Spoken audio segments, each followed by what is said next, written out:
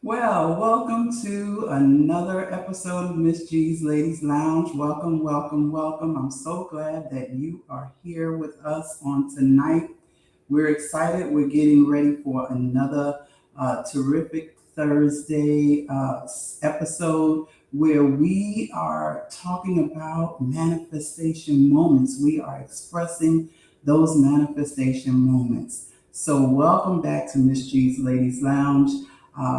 There's through the real stories of resilience, creativity, and faith, we are expressing those manifestation moments. And today I have the honor of introducing a remarkable guest whose life journey is nothing short of inspiring. But before I do, let me introduce myself to you. Just in case you don't remember or you don't know, I am Gwen Finley and I am the visionary enthusiast. My passion is fulfilled when I am able to assist visionaries and dreamers to realize their goals, manifesting the dreams and visions by whatever means necessary, right? That they've been carrying in their heads and bringing them on into reality. And so that's what we love to do. We love to see individuals growing. We love to see them actually bringing their visions to life. So we do this by creating strategic and achievable goals, researching resources and opportunities that align with our vision. And so, in this light, I've had the pleasure of spending time with my guest, Linda Randall. I want to give you just a little peek into her story. So, Linda grew up in Binghamton, New York, and has lived and traveled around the world while building a highly successful federal government career. And along the way, she never stopped learning, earning both an MBA and an executive master's in public administration from Syracuse University. But her story doesn't stop there. After retiring, she boldly stepped into entrepreneurship, launching two businesses rooted in her passions. And she is now also a published author in multiple anthologies, including Visionary Momentum Unleashed, which we're going to talk about just a little bit. And she is set to release her own book coming in September 2025. So I gave that little cat away, but we're going to talk more about that with Linda in just a little while. She's also an award winning gallery artist whose creativity continues to bless her community. And through it all, her love for her family, faith in Christ, and her commitment to living with purpose have carried her through seasons of joy and challenge. So I'm so excited to dive into her journey today with her. Please help me welcome Linda Randall to the show. We are so excited about Linda, and here she comes. Welcome, Miss Linda. Welcome, welcome, welcome. Good evening, Gwen. How are you doing today? Oh, I'm doing fantastic and so excited just to be here chatting with you. Listen, this is your first time to the lounge, right? Yeah. Yeah. Yes, it is. Sometimes we have repeat guests, but this is your first time, and so I'm excited to have you here with us on tonight, meeting, joining in, and we're looking forward to a nice chat where we can actually talk about some of these great accomplishments and your manifestation moments on tonight. But before we do, I know you grew up in, New York. It wasn't New York City. Go ahead and give you this. I'm the city girl, but you did grow up in Binghamton, New York, and now your life is taking you all across the world. So, how did your early upbringing shape the woman that you've become today? Well, it really shaped a lot of my personality and how I have gotten where I am today. I am actually the youngest of a yours and mine situation, Okay. and I had seven siblings, Wow. four from one parent, three from another. Okay. Mhm. 3 of those siblings were already out of the house when I was born. So I Oh, was never able really to form any major kind of relationship with them because they right. were gone and out of the state. Mm, Um, and then shortly thereafter, I had one brother that passed. And then by the time I was 8 years old, all of my siblings were out of the house. So then it kind of shifted to where I felt like an only child in many ways because I was the only one left at home. mhm. So, the siblings thought, I was getting spoiled at that point. I would disagree. Yeah. I never really got anything different than what they got when they were there, except maybe more peace and quiet. Exactly. Yeah, because there was a lot of chaos and interesting issues because my parents were both alcoholics. One was a very functioning one, the other one wasn't. There was other traumas that happened in my childhood, which I won't get into details here because you may read about them later.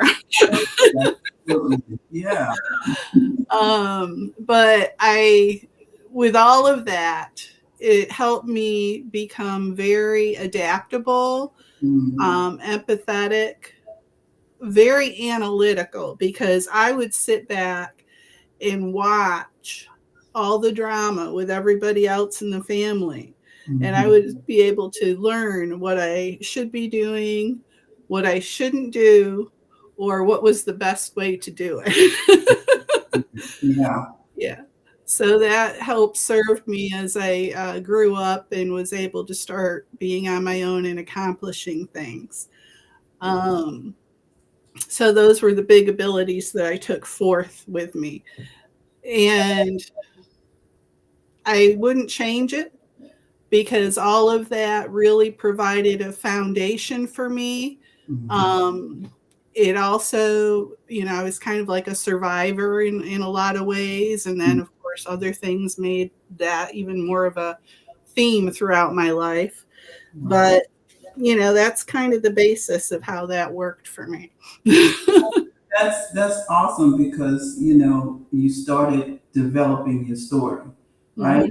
And Yeah, so the story doesn't end until your life ends. it's So true. you know, when you start learning how to put that story together and creating something out of it, it really makes it worthwhile, right? Mhm. Even the struggles, even the hardships, the moments of joy, the moments of pain, we learn how to create that story with what we've experienced, then it makes it worthwhile. So I'm glad that you actually have relocated here to the area where we were able to meet. Because you never know where life is going to take you, right? Now, we could have both stayed in New York and we probably never would have crossed paths. But, as fate would have it, here we are. So, I'm glad to have met you. And reading your bio, you built a highly successful federal government career while also earning your advanced degrees. So, what kept you motivated to keep the learning going and pushing forward? Especially during such a demanding season in your life. Well, I've always loved to learn and try new things. And one of the things I know about myself and have known for probably since about the time I was 16 is that I get bored. I have to do new things. I have to keep learning. I have to keep trying. Mhm. So even with my federal career, which was very successful, for me, I found a niche of what I was really good at that was not something very many people could perform. Mhm. And it also allowed me opportunities to move, go different places, keep moving up in the pay scale. Yeah. And I was never bored because I was able to change locations, change what I was working on, and learning stuff along the way and growing. And that's just something that is very important to me. I don't like being stagnant. Yeah, that's pretty good. Having that plan to keep growing is always necessary, right? We have Mhm. some people join us in the chat, and welcome to everyone who has joined and that's tuned in now. We see you out there. Hi, Dr. Z. Z is hanging out with us on today, and we're going to talk more about all of our interactions together. But we're so glad to see you, Dr. Z. So, with you having learned so many different areas of business, I'm sure that took you to a place where you decided that you wanted to do something else, right? Because when we start doing business, we start getting interested in other things. But you went on and you retired. So after retiring, you didn't slow down, stop, but you went on and you started two more businesses, or two businesses, I should say, that really align with the passions that you had. So, what gave you the courage to step into that in entrepreneurship, and how did you decide what direction you would take? Well, the interesting part is these are not the first two businesses I've ever had. Okay. Okay. So, all along, probably since about 20 years old, I've Mm, always had a side gig going on. mm, Okay. So a lot of them didn't really go anywhere because as I got more successful in my federal career, I had less time for those things. So okay. there were periods of time where I was not doing something additional. But, Right. I've done direct sales. I even did telemarketing. I, had a bunch of real estate when I lived in Nebraska. I sold it Mhm. all when I moved to the East Coast. Um, and I did Amway for a while. Wow. I you know there was we I had H&R Block businesses with my first husband. So I've always had multiple things going on, and I learned a lot from all of that.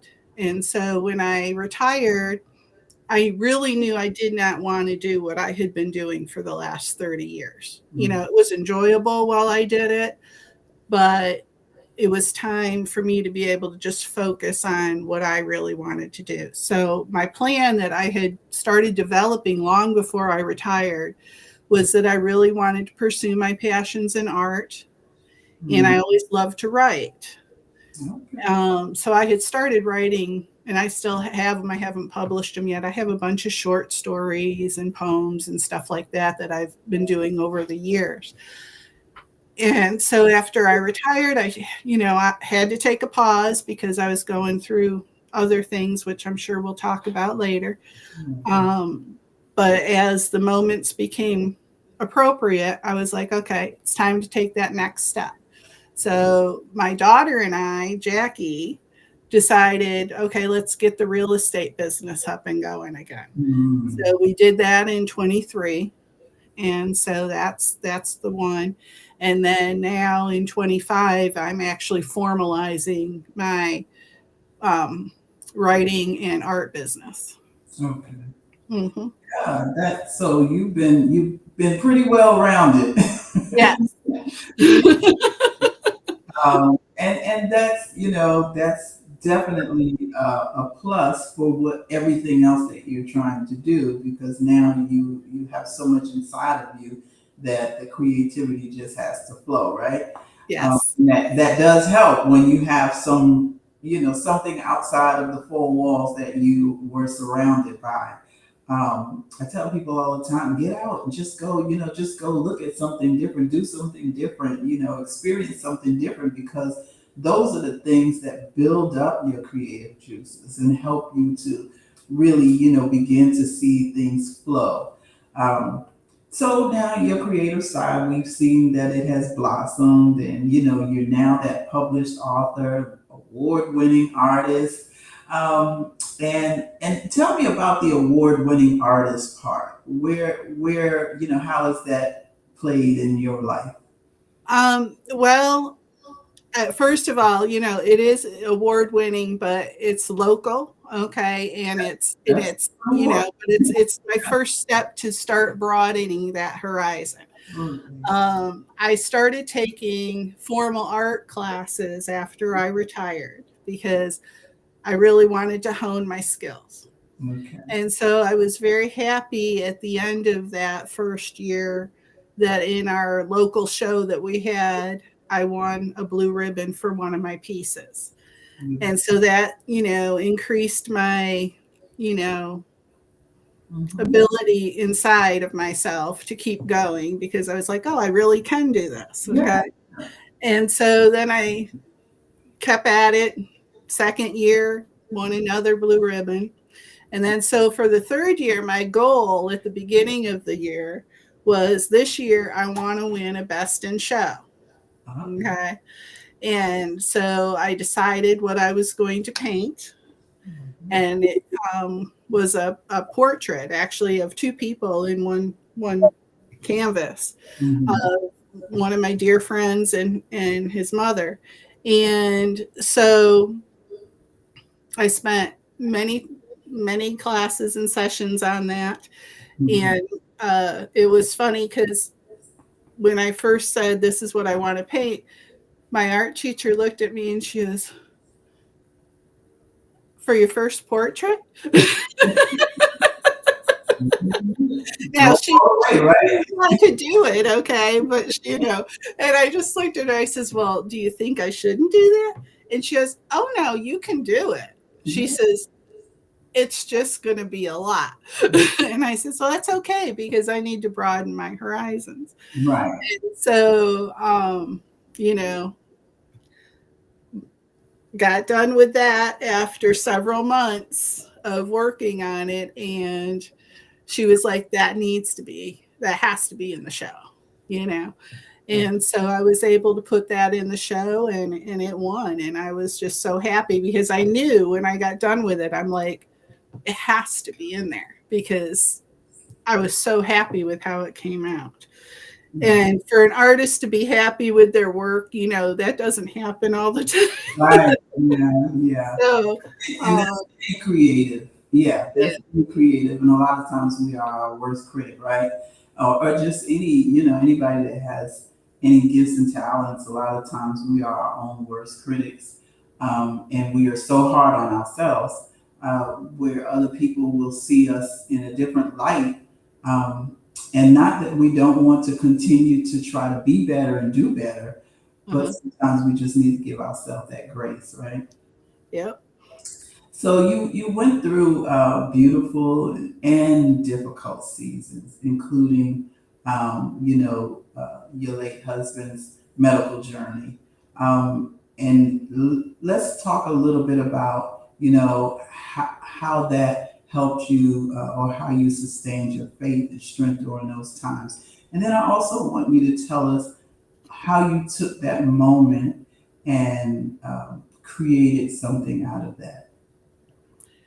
well, my faith definitely was a very key factor in me being able to get through that, and my children as well. Both my daughters are luckily very have a very deep faith as well. So through the whole journey, we really called out to God a lot, um, and it helped provide some stability. That was such a rough journey Mhm. and heartbreaking, and my husband, who was an incredible rock, okay, and he also had tremendous faith in the Lord, Mhm. so he continued the path that was, kind of told that would be the best path to beat things, okay, and it ended up being just a really rough thing. But during all of that,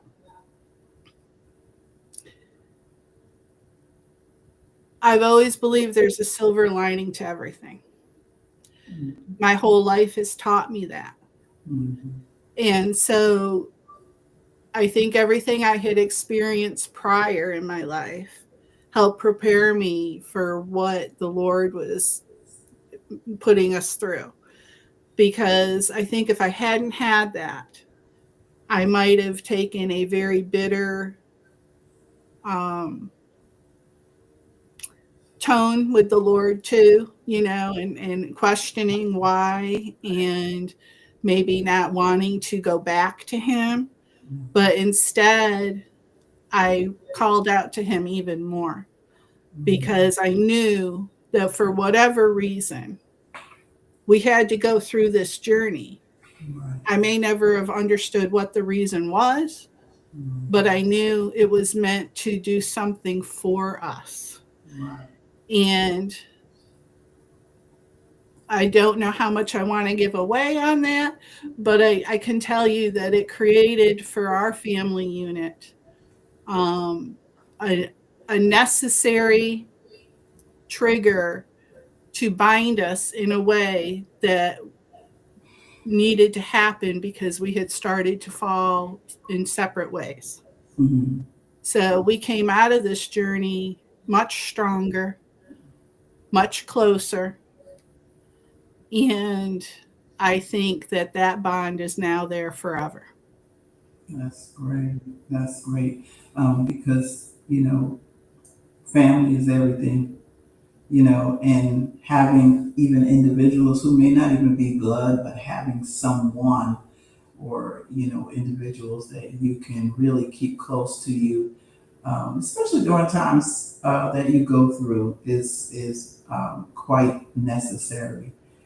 So I know everybody's like trying to figure out like what we're really talking about. So you're a co-author currently in this anthology that we've been just posting everywhere and talking about, right? Yep. So you co-authored. You actually co-authored previously in other anthologies or another anthology. You did. I think you even did three stories in one anthology, right? Yes, I did. Um, Mm-hmm. and so with this upcoming anthology, Visionary Momentum Unleashed, where we are excited to have you as one of our co-authors. You also shared, just what was on your heart for that moment. And we're going to talk about that just in a quick second. But you also were simultaneously producing your own project. So just share a little bit, whatever you want to share about your project, because we're almost at September. So, hey, just might as well let the cat out the bag, right? That's true. That's true. This is a good pre-ad. Yeah. So the book that will be coming out as of 1 September is entitled The Lumberjack Song, Grace Through Hardship. And it is a story, a true story based on my family's journey with my late husband's illness with cancer and dementia. And so it's a story about love, transition, and faith. And it is very real. It is uh, very heartfelt, very emotional. And I have put a lot of my soul into this book, as well as my daughters have their contributing authors for their own chapters. Um, and I actually went back into the journal that I keep a journal on a regular basis. So I went back into the journal for the time frames of this journey and pulled the main excerpts and put them into this book as well in their actual natural form Mm. to allow people to see that they're not alone in their journey. And that's my goal. The entire time my husband was sick, from very early on, the Lord kept telling me that I had to document certain things and that I needed to write something to help other people later on. He passed in 2022. So it took me a little bit of time to get this done. But in fairness, I had to go through more of the grieving process and get to a place where I could do this without totally being a mess every single day, although I will say that, that this process allowed me to, I think, complete the healing that I needed to complete. Yeah. Because there were days, even doing this, that I would get done writing what I was called to write on that particular day, and then I would cry the rest of the day. Mm-hmm. And so now I'm at a point where I feel like I'm ready to move forward with all the next steps that I have for my life and what God intends for me. And part of that is to make sure this book, I'm hoping it will be very successful. And I don't mean that just from a financial standpoint, because I want it to be put in the hands of the people that need it. Mm-hmm. Right now, it's estimated that by the year 2050, 175 million people across the globe will have some type of memory issue with either Alzheimer's or dementia. And so I feel if people read this book, regardless of whether they have a current situation with themselves or with a family member or a friend, they can better understand what's happening and how to hopefully prevent it for themselves and others, but also to prepare themselves to watch for signs, to understand how to deal with people that are going through it. Mm-hmm. It requires a very special way of handling. And every situation, of course, is still going to be unique because everybody has to be able to work within whatever resources they have, whether that's the financial resources, the emotional resources, the support resources, those all come into play. So I don't want anybody to think, you read this book and you're going to know exactly what to do. There's guides in there, there's helpful things, but everybody has to take the time to really analyze their own personal situation. And I'm hoping if people get this and read it early on before things happen, maybe they can be better prepared. Mm-hmm. And that's definitely necessary because, like you said, everybody has a different um, struggle through this or a different journey through this process. You have some people who, it's really not as difficult for them. They might have a lot of help. Some people have no help. There's so many different um, areas of this. I'm really proud of you with, being able to share your story. It's not an easy thing in any case when there's grief involved to turn around and to tell that story. It's always a little more challenging. I love Cherie. She said, "Wow, including some of your actual journal entries is so powerful," and that's true because it really brings that project to reality. Not that the rest of the story is not reality, but it takes them through those moments of how you actually felt and how you actually interacted during those times, and what was going through your mind. So that sounds really great. And so tell us how even writing the book actually, you said that it helped you to go through the grieving process and do the healing, but tell us how you actually was able to come through with this thought to actually put this story in a book and share it with others, because a lot of people, they want to keep that stories like that to themselves. So how did you really come to this process where you decided, hey, I want the world to know? I know you say you want other people to experience that, but tell us that process to get to that moment. Well, and the Lord told me I needed to do it. Mm-hmm. And there's many times through the process, and it's all written there in my journal entries, where I have in there that I knew the Lord was telling me I needed to write something. Okay. And then,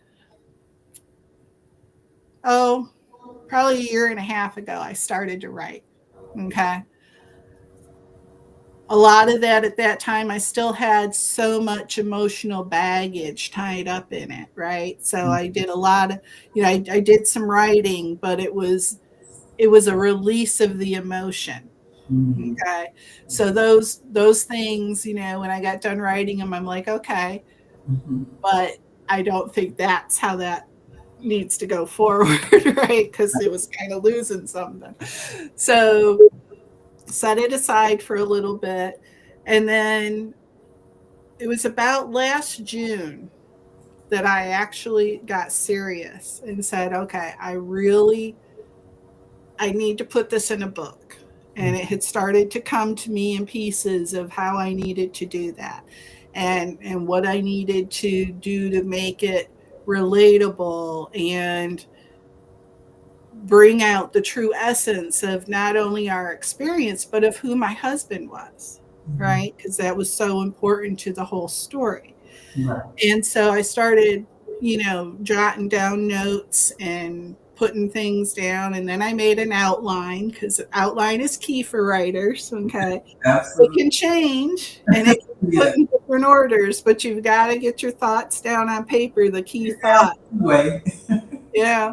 And so I did that. And then I started doing some various chapters. But life happens, and some days you wake up and you're like, oh, I don't feel like doing that today.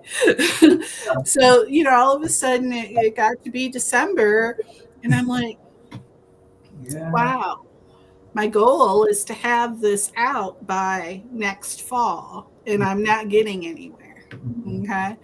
So, also last summer was when I had my first opportunity to write in the first anthology. And so my three short stories in there, well, one has nothing to do with this, but the other two kind of tied in. They were kind of like prequel steps, to prepare me to get the story out there. So it talked a little bit about things, but not a lot.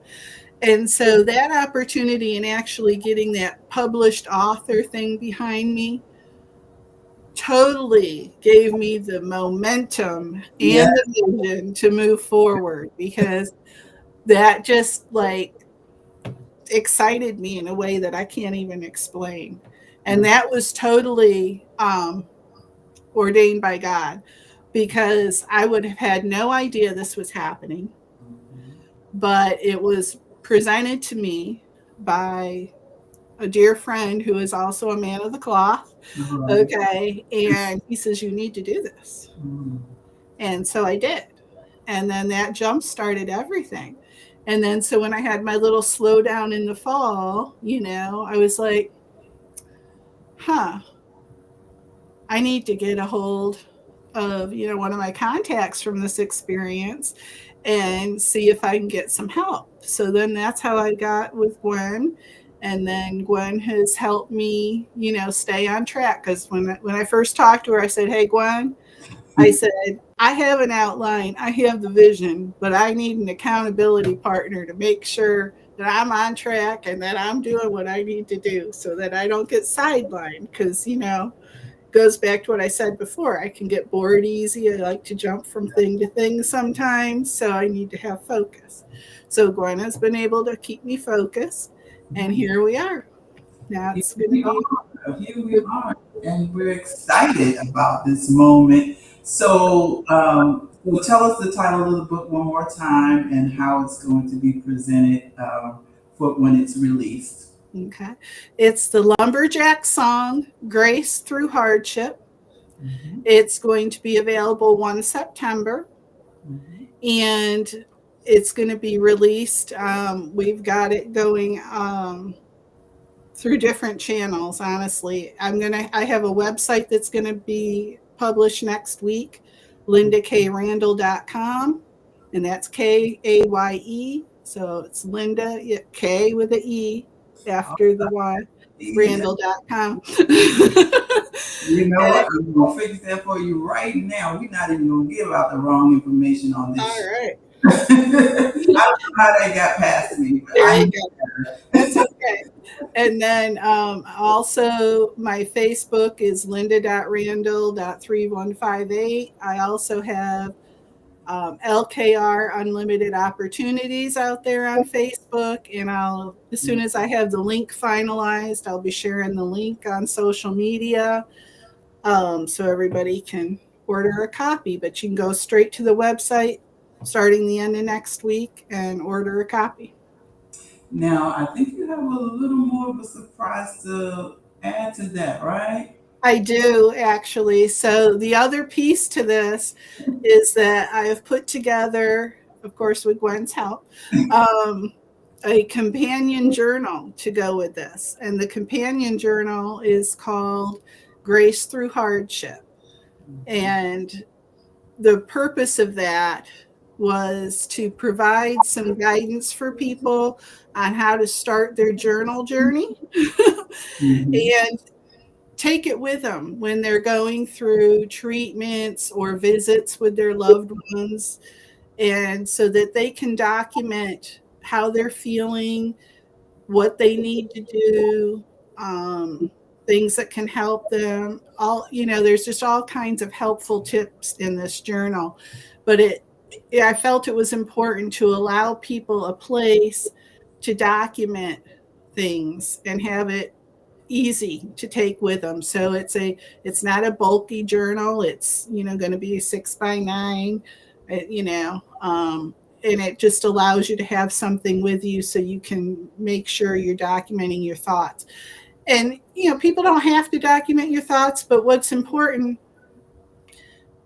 as you go through your journey, if you're documenting and then you go back like every month and you look at it, you realize either that you're falling into a rabbit hole or you're actually growing and coming out of something. Yes, I love that. And so I think it's important that people do that, because then you know whether you need to go seek help, Mhm. additional help in some cases, or whether you're going to make it through. All Mhm. right. And I just think it's important. That's great. That's great. And so we are again proud of you. Congratulations on this project, and you worked very hard to accomplish this. But as I said, you were also simultaneously working with us with Visionary Momentum Unleashed. So we're ready. You're taking pre-orders now for that, as well as for you'll be taking for your book. So tell us about your chapter as we wrap up. Tell us about your chapter in Visionary Momentum Unleashed. Okay. My chapter is basically about, how you can be on a road and it can get diverted. Okay. And so when I thought about what do I want to write for this, it came to me that what I needed to write was how people can stay on the road. Mhm. And it doesn't mean that the road is going to not have twists and turns or, detours or road outages and stuff like that, but the ability to adapt your vision and your goals and your way of thinking so that you can still move forward and create the life that you envision for yourself. Now, sometimes what you initially, envision is going to change completely, and that's okay. It's being able to recognize that and then starting that from that point and then building your new vision. Or it may just take you longer to get to a certain place. But my chapter that I have a 12-step process in there that has served me very well in my lifetime with what I've been able to achieve. And I think it will help others as they go through it. And of course, a lot of this is, faith driven as well. You've got to have faith and self esteem. You've got to have the confidence in yourself to know that you can do it. One thing I've learned is that if you really put your mind to it and you really want it and you're really willing to work for it and you ask for it and you seek it and you knock on the doors for the right opportunities, it'll happen. It's just a matter of time. Oh, I love it. I love it. You have, I'm sure, inspired those that are listening, and those that will listen, I'm sure, will be inspired as well. Just the fact that you, as I said, you retired, but you're not stopping. That's number one. Number two, I mean, just look at it. You got three projects coming out at one time. That is amazing, and we know that you put everything that you have into these projects, and so we every audience is different. So there's something for every audience that you have following you, right? So that's a wonderful thing. Sometimes we get afraid. I saw this once when I was listening to a webinar on book writing and things like that, and some people, they get afraid. Oh, I gotta wait another 2 years before I can release another book. No ma'am, no sir, go right ahead. Write it, go ahead and put it out there.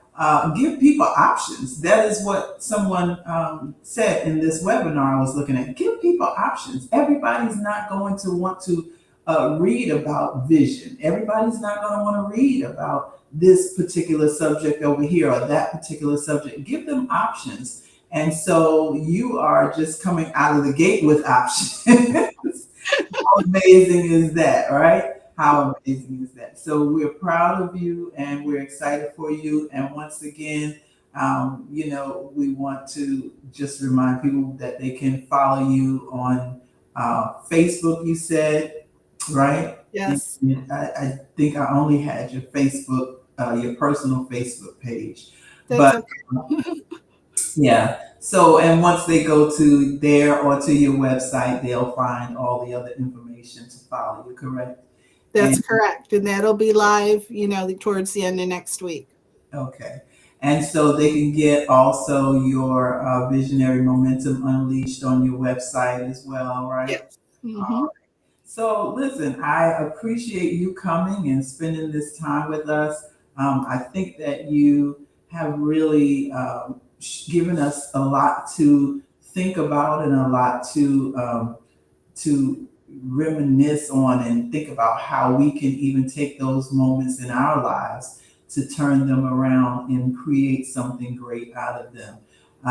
But what's next on the horizon for you? I know you've been busy doing this. Are you just going to take a break, or are you going to just keep moving? How is this going to work for you from now? Well, I've already established a couple of goals for myself as far as the artwork goes for this next coming year. So I'm hoping to achieve those as well.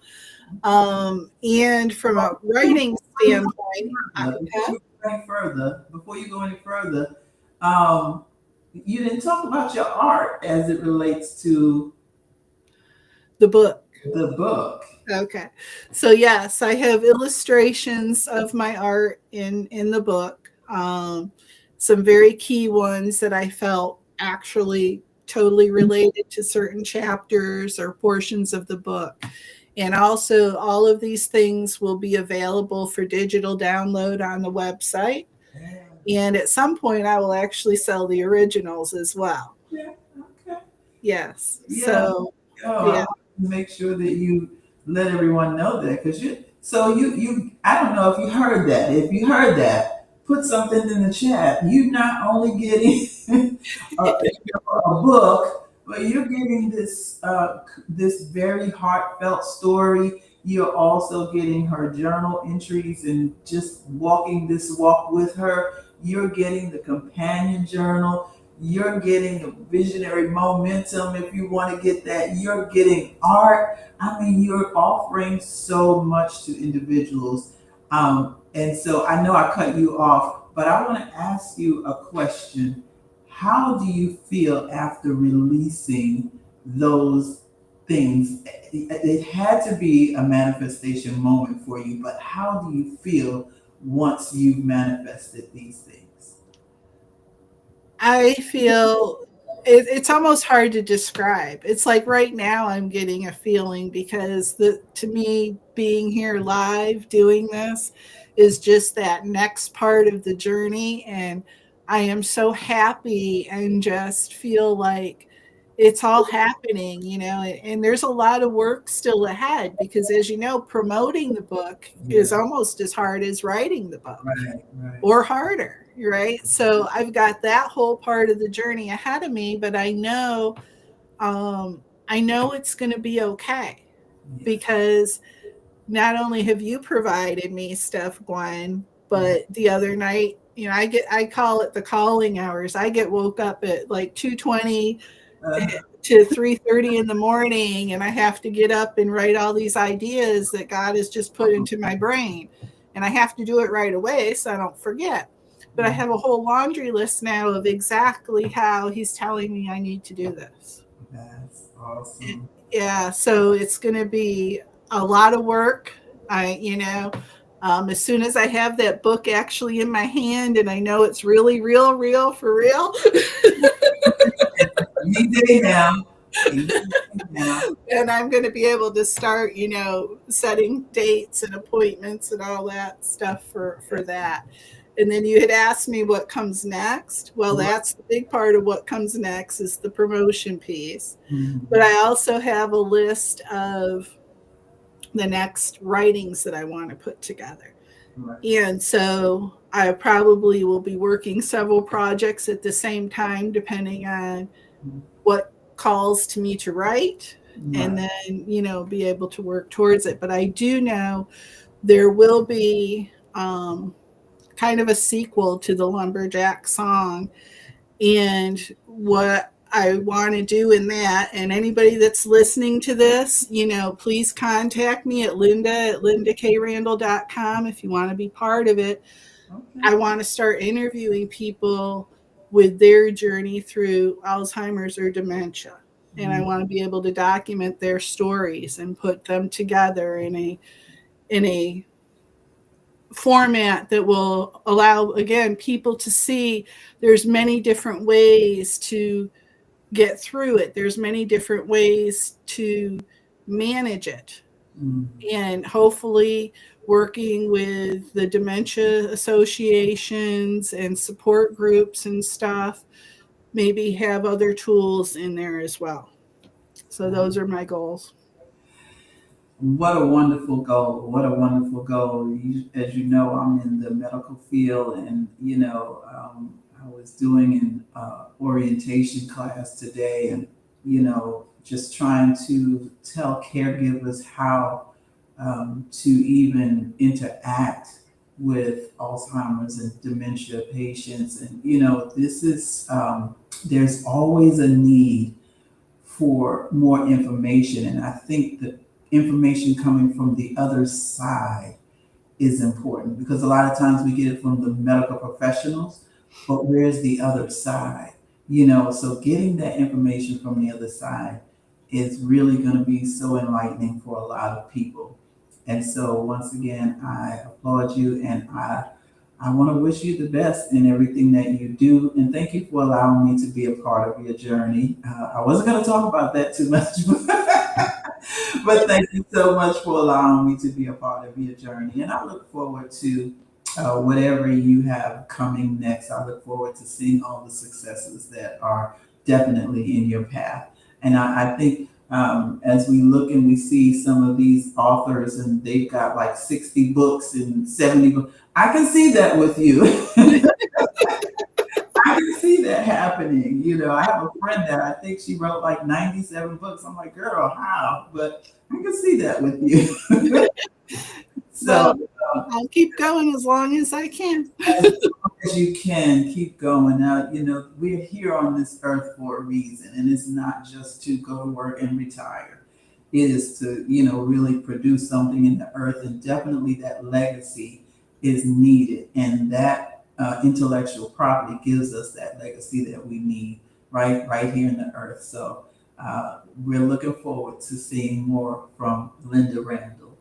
Thank you so much again for accepting our invitation and being a part of our show. Thank you so much, Gwen. I really enjoyed it, and I appreciate everything that you and all the ladies. I can't wait to meet them when we get together for that helped with the anthology. I mean, it's going to be a fun time. Yeah, matter of fact, let's pop that up. I had it here waiting. I had it here waiting so we could talk about it. Yeah, so we are going to host an in person um, a book release for the anthology. And Linda will also be doing some things for her event as well, her books as well. So we want you to make sure that I put it up the wrong way, but we're going to put it up some kind of way. We're going to get it right. But we want you to make sure that you join us on Saturday, October the 18th from 1 p.m. to 4 p.m. We'll be at New Canaan International Church on Byron Street, where we will be having a panel discussion, the Visionaries Roundtable Talk, with our authors, our co-authors. So we want you to join us. It's going to be a lot of fun, and you get to wear your tennis shoes and have some tea. So make sure that you join us there. We have some of our ladies in the chat. They're hanging out there, and they're going to be with us as well. You're going to get a little great refreshments and just some great interaction, networking with other visionaries like yourself. So make sure that you join us there, and we'll be talking more about that as we go along. We have uh, uh, Dr. Michelle said it's getting ready to happen. She said great job, and as Cherie said, she's also looking forward to the book launch gathering too. Yes, we're looking forward to it with all of you. And Tiffany Anderson says that she is so proud of you. Is that the Tiffany Anderson? Yeah, Tiffany Anderson. Okay, hey Tiff. Hadn't seen her in a while. Thank you so much. So Linda, thank you, and we look forward to chatting with you again real soon. Real soon. Okay. Thank you. Good night. All right. Good night. All right, ladies and gentlemen, we have had a wonderful show on today, and we're excited about everything that's going on.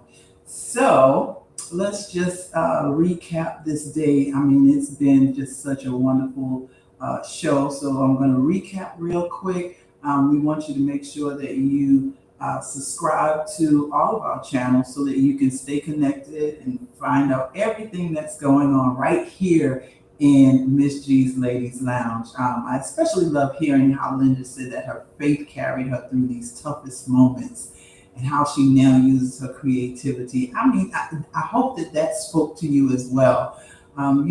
Journeys can take us to so many places, but when we take our journeys and we turn them around for great, it really makes a great difference. Thank you, Tiffany. We're looking forward to connecting with you. So I hope that you will join us even on October the 18th. It is a free registration. So everyone, please come on out, be with us. You don't have to pay for anything. We do want you to buy a book, but we're not going to beat that over your head. We want you to still be a part of it until you're ready to get your book. We just want you in the building, hanging out with us.